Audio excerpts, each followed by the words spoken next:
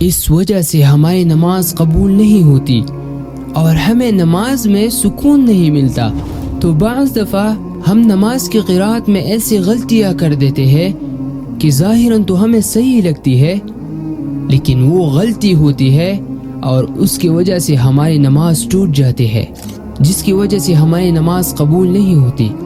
تو جیسے کہ سورہ فاتحہ میں ہم کہتے ہیں الحمدللہ رب العالمین،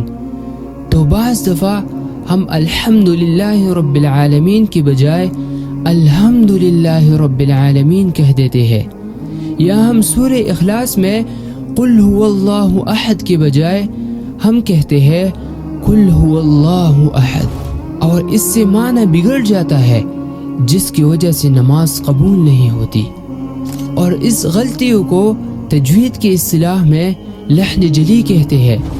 اور لحن جلی کا حکم یہ ہے کہ یہ حرام ہے اور بعض دفعہ اس سے نماز بھی ٹوٹ جاتی ہے۔